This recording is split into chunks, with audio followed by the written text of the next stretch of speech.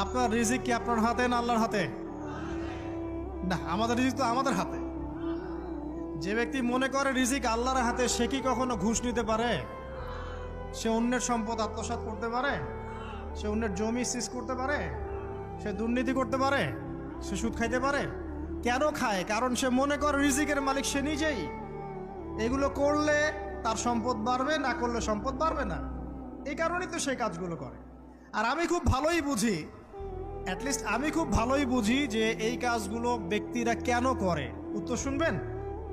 উত্তর হচ্ছে পরিবারের জন্য। কার জন্যে? পরিবারের জন্য। মা, বৃদ্ধ মা আছে দেখতে হবে, দুই বাবা আছে দেখতে হবে, স্ত্রী আছে। আর স্ত্রী মাশাআল্লাহ একদম ফ্যামিনিস্ট, তার চাহিদা পূরণ করতে তার হিমশিম খেতে হয়। হ্যাঁ, একটা শাড়ি নেবে 20,000, ঠিক আছে? স্ত্রীর চাহিদা অনেক, গহনাগাটির অনেক চাহিদা। আর না দিলে তো আবার সমস্যা, বাসায় গেলে তো মানসিক টর্চার সেলে রেখে দিবে। এখনকার বেশিরভাগ পুরুষই কিন্তু নির্যাতনের শিকার।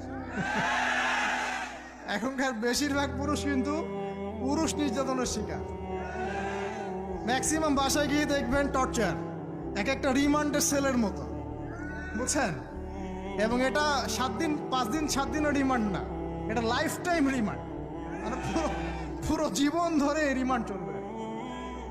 তো এই যে সমস্যা, তা কার কার জন্য করি? পরিবার, সন্তান, পিতা মাতা, আত্মীয় স্বজন, এগুলোর জন্য। কিন্তু একটা কথা শোনেন আমার, আমরা যখন মারা যাব না, আমরা মারা গেলে পরে 40 দিন তারা আমাদেরকে মনে রাখবে কিনা সন্দেহ আছে।